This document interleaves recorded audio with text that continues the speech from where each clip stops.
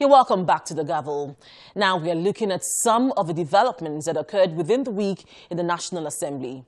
Our next report looks at the consideration of a motion on World Population Day. The 11th of July every year is celebrated as the World Population Day. It is a day set aside by the United Nations to raise awareness about population-related issues.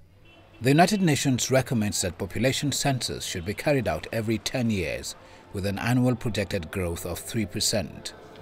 Consequently, census becomes a pivotal and necessary tool for the growth of any emerging society, which in turn informs decision-making at all facets and endeavors of both government and private sector.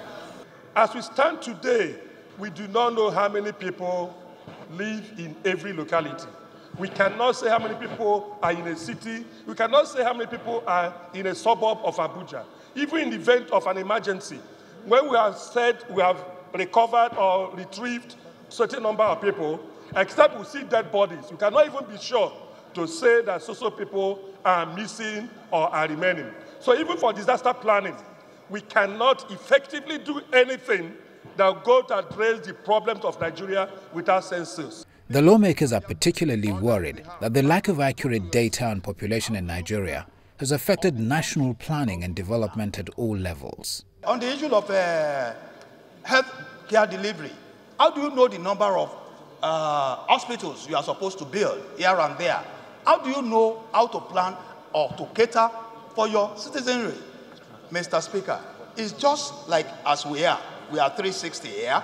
If you do not know the number of the people here, how do you cater for them? How do you plan for them? The word per capita, Mr. Speaker, is your GDP, that is the gross domestic product, based on your population, your national income divided by your population. Now, if you do not know the base, which is the population figure, how come you are able to talk about per capita income? Consideration had to halt for a few minutes when politics came into play. Honorable Rotimi, please, can you take your seat? The consideration then continued and was resolved in support of the motion. The House is urging the federal government to mobilize all citizens for the enumeration area demarcation and preliminary preparation for the census. In general, population figures are sources of data which are required by the government for effective forecasting and planning. The importance and need for accurate figures for a country cannot be overemphasized. Have human rights violations in Nigeria risen sharply? This question sharply divided lawmakers in the Senate and led to this debate.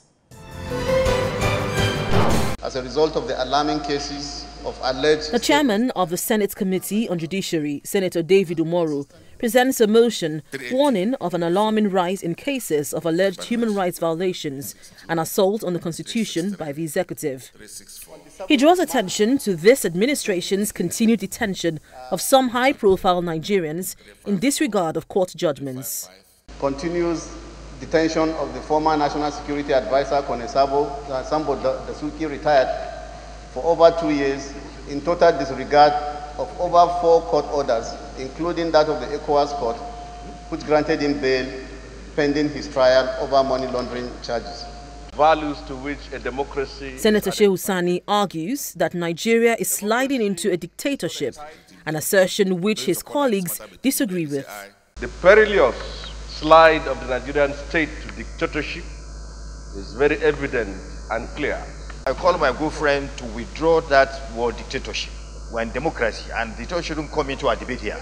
Lawmakers are also sharply divided on the level of the human rights violations in the country.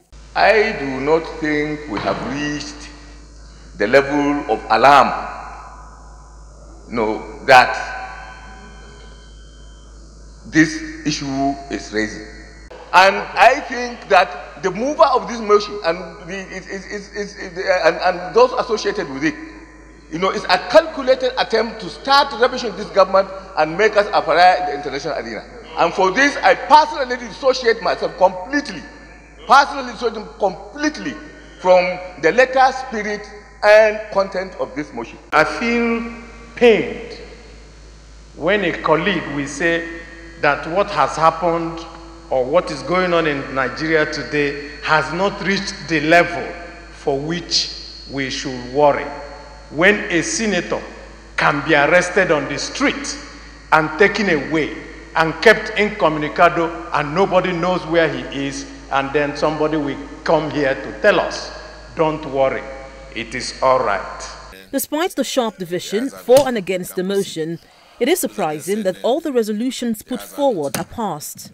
One of the resolutions is asking the federal government to urgently set up a judicial commission of inquiry to investigate all cases of human rights abuse allegedly committed by the police, army and other security agencies.